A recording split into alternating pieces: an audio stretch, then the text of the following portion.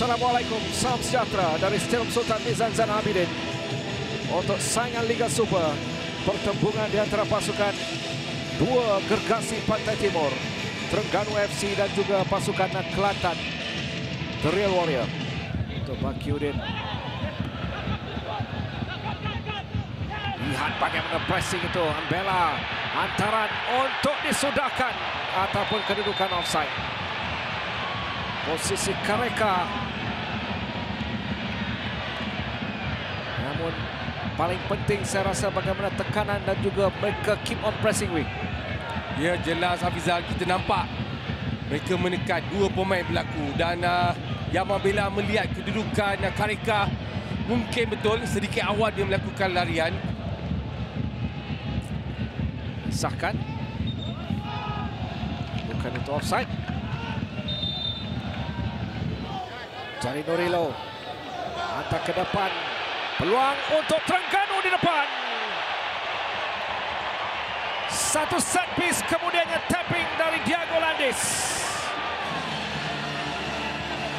Asmawi Bakiri baru saja berbicara tentang bagaimana set piece ini perlu diterjemahkan, dan Diego Landis hanya memerlukan satu tapping mudah ke arah gol, walaupun Asfar Arif keluar untuk menyelamatkan keadaan. Betul Hafizal. Datangnya daripada pemain pertahanan, satu gol antara Nurilo di bahagian pampus. Kesilapan Asfar yang keluar tapi tidak menolak bola lebih jauh. Kedudukan Diego Landis yang terus membuat tapping. Jaringan pertama berlaku. Oh, masih lagi Akram. Nurilo, bijak dari Nurilo. Oh, ini adalah IQ bola sepak. Betul. Tenang Nurilo, dia dapat melihat. Bermula dari Akram. Lihat bagaimana dia sudah pun melihat kedudukan Asfar Arif. Dengan satu hantaran dari Akram, kemudiannya chipping menarik untuk menewaskan Asfar Arif. Lihat bagaimana mereka mencari pemain baru dalam kedudukan kosong. Dua pemain terlepas. Bakiuddin, dorongan untuk Kareka.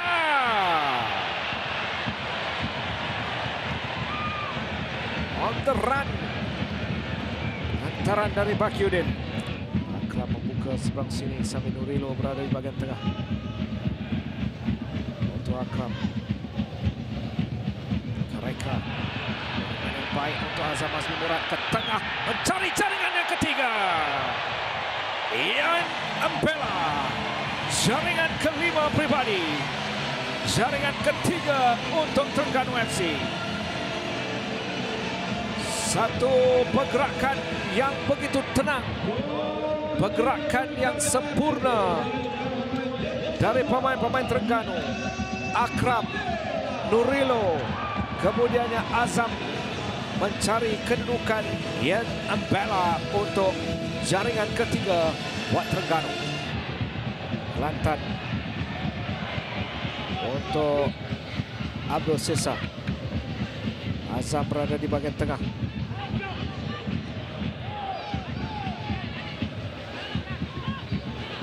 Saravanan percubaan. Oh. Satu tindakan bijak, dia melepasi kawalan, kemudian dia melepaskan rebatan. Ia satu tindakan yang berani yang diambil oleh tim Saravanan. Ya, kalau dilihat cara ataupun pergerakan tim Saravanan ketika dia menerima bola di kawasan sebelah kiri, menggencet area ruang di kawasan tengah untuk mendapatkan sedikit angle.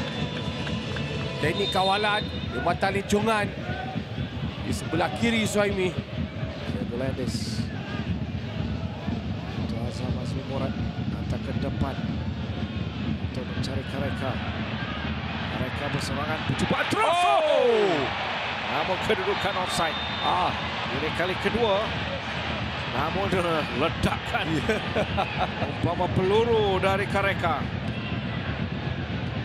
Angle yang kecil lah. Mungkin tak ada angle lah daripada keadaan ketika Kareka melakukan rimatan. Tangkap dalam kedudukan offside. Segera untuk keluar daripada kedudukan yang agak krem. Melakukan hantaran. Tindakan baik dari Colin Ho. Kali ini Gabriel. Dia marah terus untuk mencari jaringan berikutnya.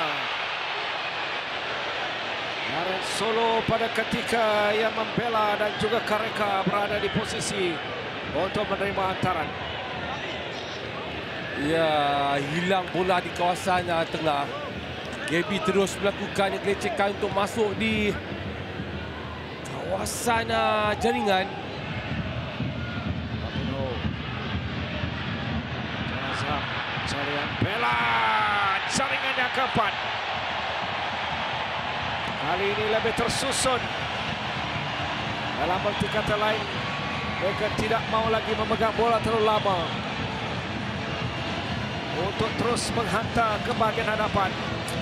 Dan Ian Mbela menghasilkan jaringan yang keempat, jaringan kedua pribadinya untuk perlawanan ini.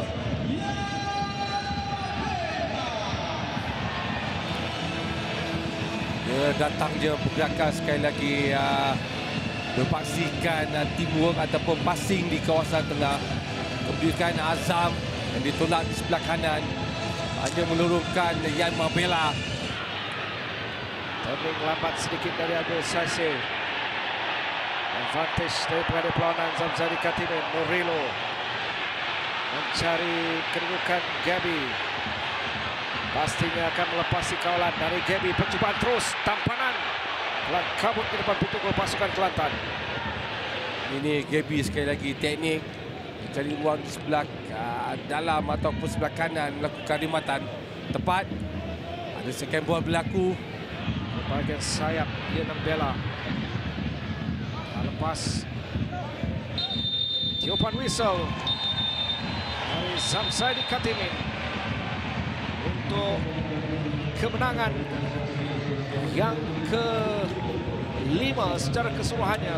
Jadi sampai di sini pertemuan kita dengan 4-1 untuk Terengganu.